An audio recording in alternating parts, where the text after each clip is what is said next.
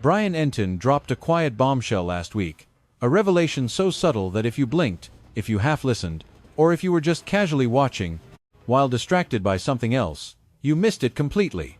He didn't scream it, he didn't flash it across a sensational headline, he didn't even lead a broadcast with it the way major networks exploit breaking developments. Instead, he delivered it the way journalists speak truths that matter most. Carefully, precisely, buried deep inside a longer report with the exact type of clinical language that proves he grasps the terrifying weight of what he is uncovering. He finally exposed why the DNA results in the Nancy Guthrie case are taking this long, and his revelation, confirmed by 2 forensic scientists, documented in court-adjacent records, and corroborated by the FBI director, is not what you think. It is not a lab backlog, it is not bureaucratic red tape, and it is not investigators sitting on answers they already possess. It shatters the narrative that most people following this case have been whispering to themselves to explain the chilling silence from Quantico Park. The real reason is far more chilling, far more scientifically complex, and far more revealing about the dark reality of this investigation than anything broadcasted on television in the last 3 months. Tonight, we dismantle it entirely, every single layer, every technical detail, and every institutional failure that shaped exactly where that DNA evidence stands right now, and why. We do this by weaponizing the specific reporting Brian Entin produced, the precise science explained by forensic experts, and the damning institutional record that the FBI director exposed back in May. This is Guthrie Records. Subscribe now if you haven't already, and stay until the bitter end of this video. Because the final piece of this puzzle, the piece that exposes not just where the DNA evidence is hidden, but exactly where it is going, is the one terrifying detail nobody is talking about clearly enough. Let's start when Brian Entin first cracked this wide open. Not in June, not in April. The tipping point was March 7th, and the specific breakthrough he reported that day should have completely shattered the public's naive understanding of why those DNA results vanished. He was live on News Nation from Tucson when he dropped this. Investigators are hitting a wall, trying to load the DNA into different databases. He warned it would take far longer than expected. Problems loading it into databases, not a delay in running tests, not a backlog crisis. Problems loading it into databases. That single sentence hides a massive technical nightmare, and to comprehend why it matters, why it is the key to why these DNA results are taking so long, you have to look further back. You must confront the raw science of what the DNA in this case actually is and what investigators are demanding from it. Nancy Guthrie vanished from her home in the Catalina foothills of Tucson, Arizona, on the dark night of January 31st into February 1st, 2026. The evidence recovered from her home was haunting. Blood smeared on the front porch, a discarded glove, and stray hairs, including at least one rootless hair seized inside the house during those first crucial days. That evidence was secured by the Pima County Sheriff's Department, and right there, the first fatal decision was made, a choice that the FBI director, Kash Patel, would publicly condemn 3 months later on Sean Hannity's podcast. Sheriff Chris Ninos refused to send that evidence to the FBI. Instead, he shipped it to DNA Labs International, a private laboratory in Florida, a facility the sheriff's office used before, completely bypassing the elite FBI laboratory at Quantico, Virginia, a private lab that completely lacks the full forensic genealogy pipeline, the advanced mixture deconvolution resources, or the massive institutional infrastructure that a case this critical was going to desperately require. Simultaneously, at the exact moment the sheriff was routing that DNA to Florida, the FBI had a federal plane on standby, engines running, ready to fly that evidence directly to Quantico, the premier forensic laboratory in the nation, the one institution engineered to crack cases nobody else could solve. But the FBI's plane sat frozen on the tarmac while the evidence was flown to Florida. FBI Director Kash Patel later condemned the first 4 days of this investigation in chillingly specific terms. He stated, "For 4 days, we were completely locked out of the investigation." He warned that the first 48 hours of a disappearance are the most critical, and he directly blasted the reckless decision to divert the DNA to a private Florida lab instead of Quantico. This wasn't a commentator, a podcaster, or a true crime YouTube channel. The director of the Federal Bureau of Investigation declared publicly on a national podcast that the Pima County Sheriff deliberately kept the FBI out of this case for 4 days during the most critical window of a missing person's life. That single decision executed in a locked conference room, a rushed phone call, or a quiet corridor of the Pima County Sheriff's Department in the early hours of February 2026, is the ground zero for everything. It is the first link in a chain of delays that explains exactly why, 4 months later, we are still waiting for answers. Here is what DNA Labs International actually did with that evidence in Florida, because we must be ruthless with the facts rather than just dismissing it as a failed bureaucratic blunder and moving on. The lab deployed standard forensic analysis. They processed the critical samples using the exact methodology forensic labs use for biological evidence in criminal cases. They ran the profiles through CODIS, the FBI's national DNA database holding over 20 million profiles of convicted offenders, qualifying arrestees, and missing persons. But CODIS hit a dead end, returning exactly what it returns when a perpetrator has never been arrested, never been convicted, and never submitted their genetic profile to any law enforcement database. Absolutely nothing. It wasn't that the evidence failed. The database gave an accurate, chilling answer. This phantom is not in here. There is no match because this profile doesn't exist anywhere in the entire system. But here is the specific complication that the Florida lab uncovered: the exact nightmare Brian Entin exposed in March. The one that twisted a simple negative database result into a scientific crisis. The DNA was a mixture. Not mixed as in slightly contaminated. Not mixed as in two family members whose profiles slightly overlap. Mixed as in a volatile forensic sample, containing the genetic material of multiple people. Nancy Guthrie, whose profile was known, plus at least one unknown individual. Possibly two, possibly more. Fox News Digital confirmed at the time, citing law enforcement sources, that the mixed DNA dragged from Guthrie's home yielded only a partial profile, making it completely insufficient to cross-check against CODIS. A partial profile insufficient for CODIS, those 5 words, are the brick wall the Florida lab crashed into. And that wall isn't a failure of competence, nor is it negligence. It is an unyielding wall that exists purely because of what DNA mixtures are and how they violently disrupt the standard forensic pipeline. Let's dive deep into the science. Because Brian Entin dove straight into the science, and the experts he brought onto News Nation and the Nancy Guthrie Mystery Special dove just as deep. If you are ever going to grasp why these results are taking this long, you must understand the true nightmare of a complex DNA mixture. Standard forensic DNA analysis. The kind that fills CODIS with 20 million profiles. The kind weaponized in courtrooms since the late 1980s works by probing specific, predetermined locations in the human genome called short tandem repeats, or STRs. At every single location, a person carries 2 copies of a repeated genetic sequence, inheriting one from each parent. The number of repetitions at each spot varies wildly across individuals. Measure 13 to 20 of these distinct locations, and you lock in a numerical pattern. That pattern is the STR profile, the ultimate forensic DNA fingerprint. When you possess a pristine, single-source sample, one person's blood, one person's saliva, one individual hair follicle, the process is flawless. You map the STR locations, extract 2 numbers per spot, and generate the profile for CODIS. Either it hits a match, or it doesn't. Clean, direct, and court admissible. But here is the nightmare scenario when a mixture occurs. When more than one person's DNA is bleeding into the exact same sample, every single STR location you measure fires back not 2 numbers, but potentially 4, 6, or 8 alleles, depending on how many contributors are lurking inside. The pattern is no longer a clean, 2-column fingerprint. It is a chaotic pile of overlapping data, containing the genetic signatures of multiple individuals, all violently stacked on top of each other. When a mixture has only 2 contributors, a simple mixture, a veteran analyst can often untangle those profiles manually or with software, especially if one contributor is a known reference individual, whose profile can be mathematically ripped out of the equation. You isolate the known profile, extract what remains, and you are left with a phantom contributor. You upload that to CODIS and hunt for a match. But the Nancy Guthrie evidence is no simple 2-person mixture.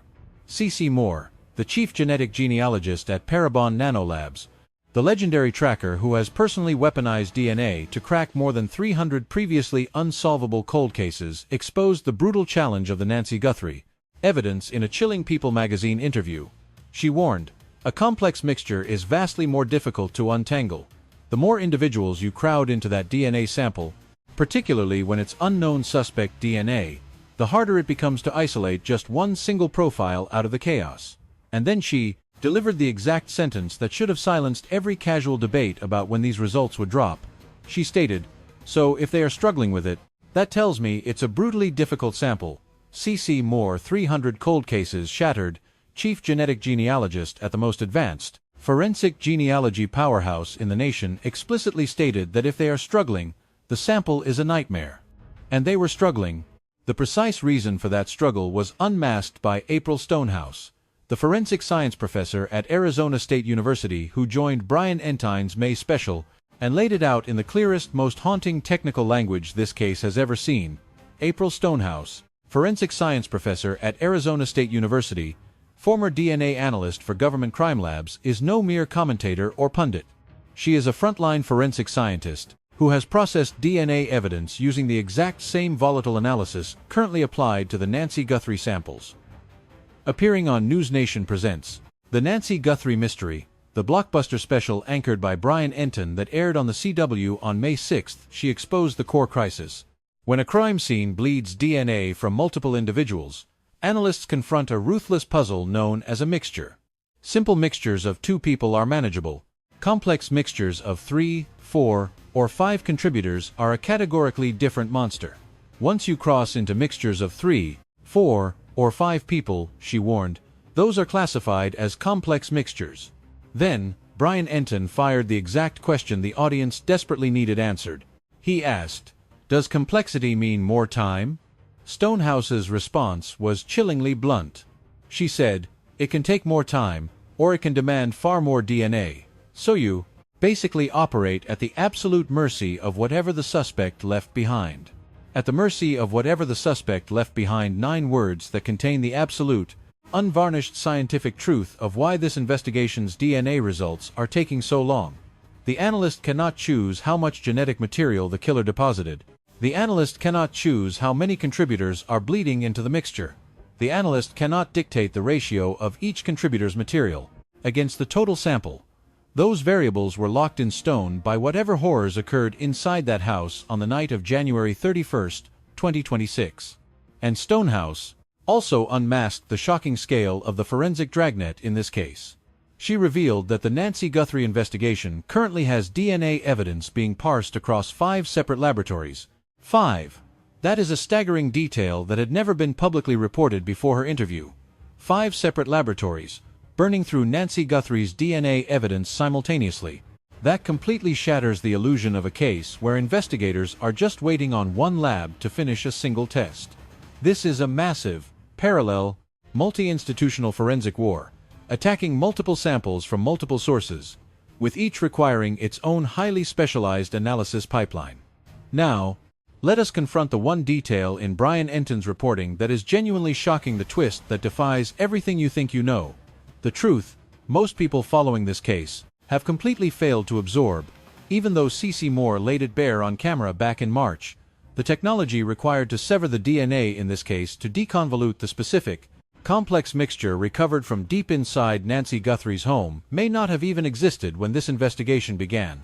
Let me say that again. The software, the bioinformatic tools, the specific computational weapons required to split the individual DNA profiles hidden inside the complex mixture found in Nancy Guthrie's home as of March 2026, right when Sheriff Ninos was warning a neighborhood watch group that it could take a year. That software either did not exist in a deployable form, or was completely inaccessible to the FBI and DNA Labs International in the configuration they desperately required. CeCe Moore confessed it on camera during a national broadcast. Interviewer Natasha Zuvas pressed her directly, asking if it was possible the technology simply doesn't exist yet. Moore's answer was a bombshell, at least not in a form that DNA Labs International and the FBI can access. The technology does not exist in the way they need it. That was CeCe Moore in March 2026, unmasking the fragile state of forensic science as it collides with the Nancy Guthrie evidence. Then, she exposed the exact technical roadblock. She explained that the newer SNP testing single nucleotide polymorphism analysis, the massive whole genome approach that modern forensic genealogy relies on, instead of archaic STR profiling, is still severely lagging behind when it comes to untangling complex mixtures. The elite tech companies working with law enforcement to map DNA profiles using whole genome sequencing do not yet possess reliable techniques to deconvolute mixture samples on that specific platform. This is the absolute wall. Brian Entin's reporting was staring down in March when he warned of problems getting it into different databases. It was never a bureaucratic delay. This wasn't a standard backlog crisis. It was a desperate battle at the absolute bleeding edge of forensic science. The deadly combination of a complex mixture, a rootless strand of hair, and whole genome sequencing creates a technological wall when the required deconvolution software simply does not exist yet. Let's isolate that rootless hair specifically, because it represents the second massive technical hurdle behind this agonizing delay, intersecting with the mixture nightmare in a way that aggressively compounds both crises. The hairs seized from inside Nancy Guthrie's home included at least one rootless strand. Rootless means precisely what you think the hair shed naturally or was violently torn away without the follicular root tag that anchors it to the scalp. That root tag is the absolute goldmine for nuclear DNA in a hair sample. Here is why its absence is devastating. Standard forensic analysis, the kind used before whole genome sequencing, relied almost entirely on mitochondrial DNA, which exists in abundant copies inside the hair shaft. This can trace the maternal lineage of whoever left that strand behind, or tell you if two hairs belong to the exact same suspect, but mitochondrial DNA can never generate a completely unique individual profile. Thousands of unrelated individuals can share the exact same mitochondrial sequence. It cannot produce an STR profile. It cannot be weaponized inside CODIS for a direct identification match, and it is entirely useless for forensic genealogy through consumer databases. Nuclear DNA, the holy grail of genomic material that yields unique, bulletproof profiles, exists inside the hair shaft only in trace, degraded, and severely fragmented amounts. While the follicular root tag holds a wealth of nuclear DNA, the rootless shaft contains almost nothing. What little remains is shattered into short, decaying fragments that completely fail standard STR extraction protocols. For nearly the entire history of forensic DNA, a rootless hair was a total dead end for individual identification. You could extract mitochondrial data, but a nuclear profile was impossible. You couldn't generate CODIS-comparable data, and you couldn't harvest genealogy database material. But CeCe Moore dropped a bombshell in April that completely inverted the entire playing field. She revealed that radical advancements in whole genome sequencing, specifically ancient DNA methodologies engineered to extract and sequence degraded, fragmented nuclear profiles from ancient fossils and historical remains, have suddenly made it possible to harvest usable nuclear DNA from a rootless hair. Not from every strand, and certainly not in every case, but potentially right here, with this specific sample, by unleashing the massive resources of the FBI laboratory. She branded it a high-stakes Hail Mary, declaring, the FBI would secure one final shot with this critical piece of evidence. That Hail Mary framing is brutally precise. It admits the terrifying technical uncertainty whole genome sequencing on rootless hair. Nuclear DNA is never guaranteed to yield usable data, but it also acknowledges a legitimate, thrilling possibility. Because the exact same ancient DNA tech that extracted genomic sequences from 40,000-year-old human bones has now been successfully deployed on forensic rootless hairs in cases where the technology was previously deemed utterly impossible. Now, the full picture snaps into focus as to why the FBI demanded this specific hair, not the blood pool, not the glove, but the hair. Because that hair represents the exclusive gateway to the one breakthrough that the blood and the glove have failed to deliver.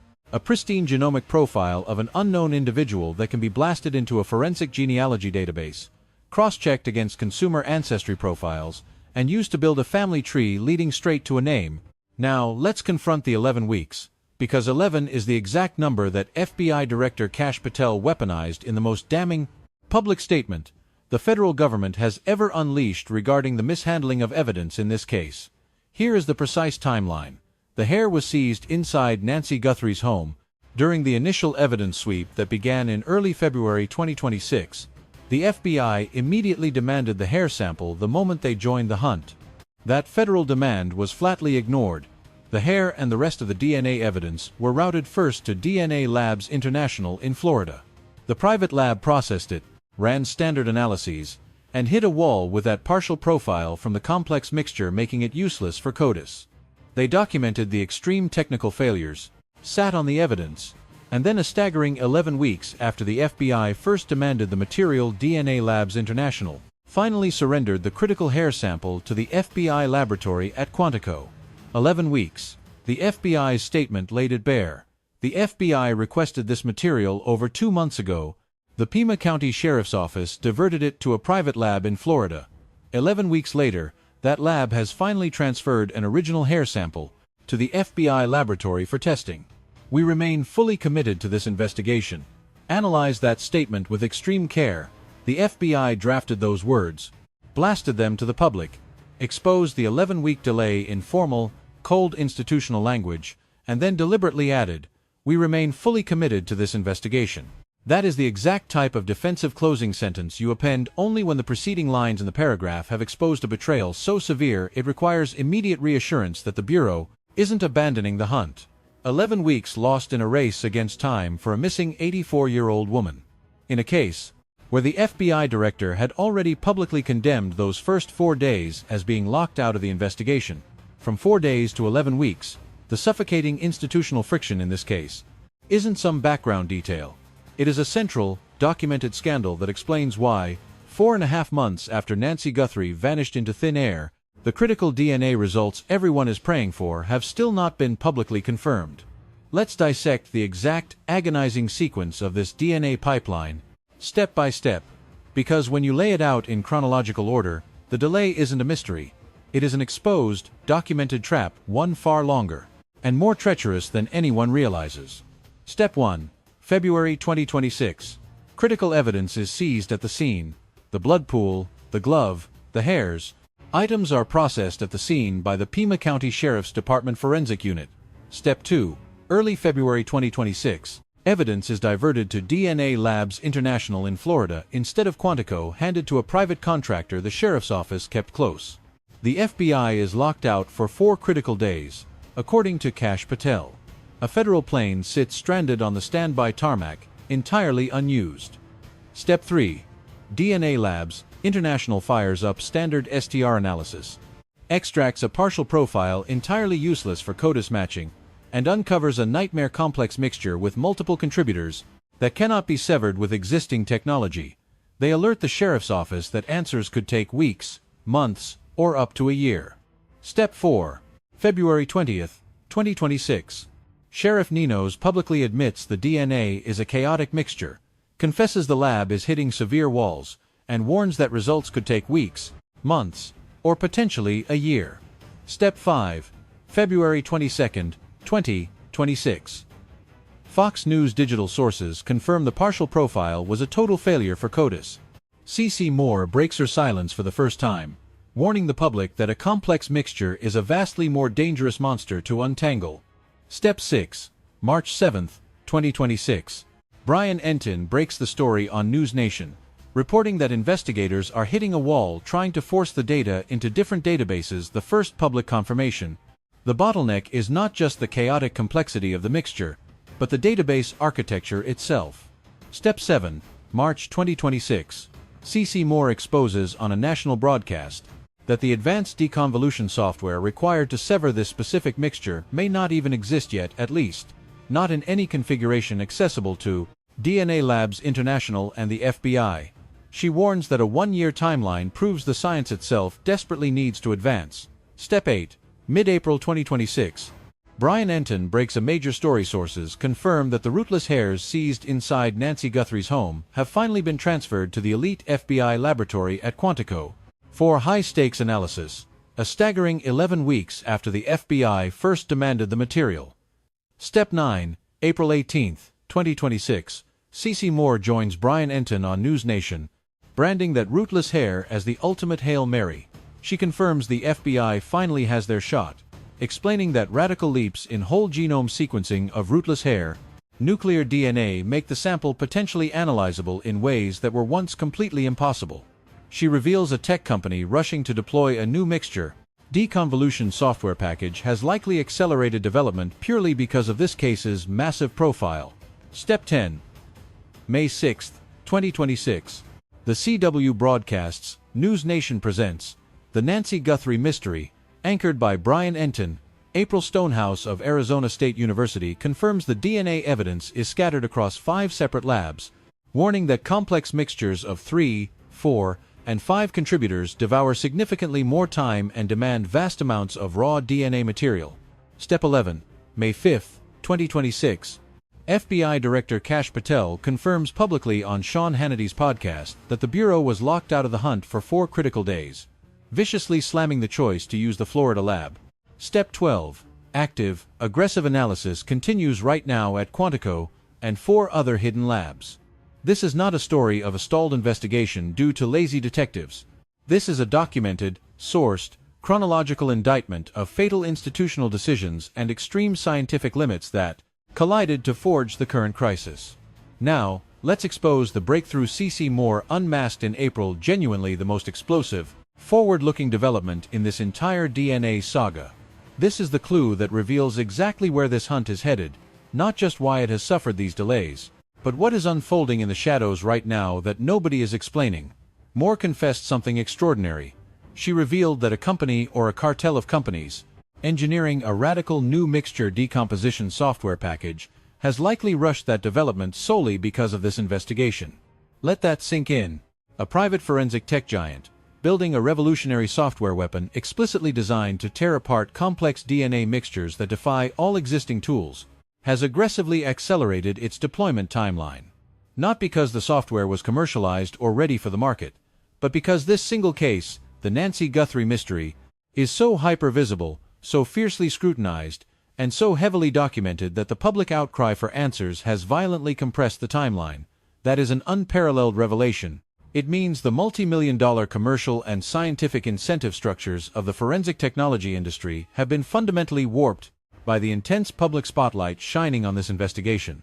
A software weapon that should have taken another 6 months or a year to pierce the law enforcement market has been violently pushed out early because the desperate market demand of one specific, phenomenally high-profile, nationally followed case generated pressure that normal engineering cycles can never withstand. The implications for this manhunt are explosive. If that rushed deconvolution software has been deployed, or is undergoing high-stakes testing, inside the FBI's forensic laboratory right now, then the scientific brick wall Moore exposed in March, the one requiring technology to literally evolve, has either been partially breached or is actively being dismantled. The software that did not exist in March may now be alive, and it may be aggressively tearing through the Nancy Guthrie mixture at Quantico this very second. Yet, one critical obstacle still threatens to derail even the best forensic breakthrough, the factor Brian Entin exposed early on, that remains a suffocating limiting factor even as the science leaps forward. Consumer DNA databases, GE Deadmatch, Family Tree DNA, DNA Justice. These are the exclusive, specialized platforms where forensic genealogy investigators are legally permitted to upload law enforcement profiles under current constitutional and policy frameworks. They are strictly opt-in platforms, where everyday citizens must voluntarily submit their genetic code explicitly to assist in law enforcement manhunts. These are the targeted databases. Investigative genetic genealogy relies on to hunt down distant relatives, whose family trees eventually lead to a suspect's name. The crisis is the sheer size of these consumer databases. Ancestry DNA and 23 and Me collectively guard a massive ocean of roughly 40 million profiles. Those are the crown jewel repositories that genealogical experts desperately want to infiltrate for a case of this magnitude.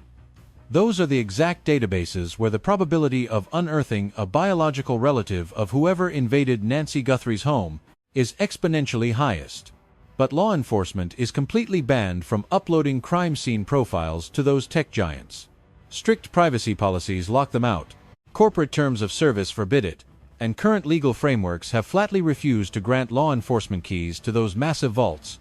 GE DNA, Family Tree DNA, and DNA Justice, the only platforms allowing law enforcement uploads together, scrape together under 2 million profiles, compared to that 40 million profile ocean. That is a devastating difference of a factor of 20. The forensic genealogy dragnet running the Nancy Guthrie evidence is restricted to less than 5% of the entire consumer DNA database universe. CeCe Moore exposed this as a severe, crippling limitation back in February, and it remains a massive bottleneck here in June.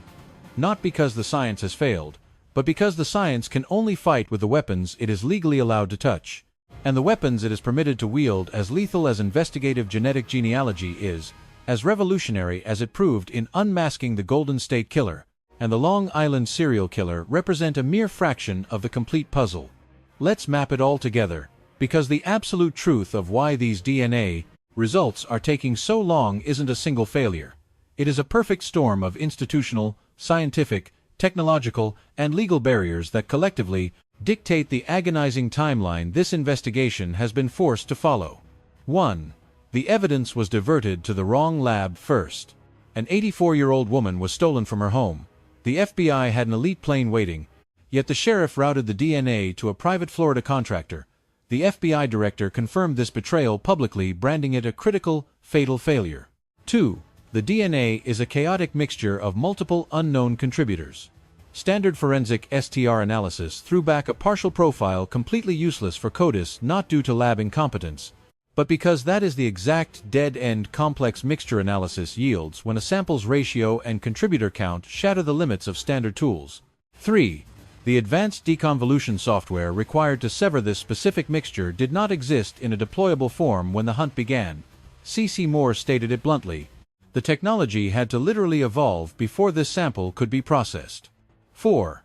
The Rootless hair demanded whole genome sequencing utilizing ancient DNA methodology, an operation that is never a routine lab test, but a specialized, high-stakes, time-devouring technique that delivers breakthroughs in some cases, and total, frustrating dead ends in others.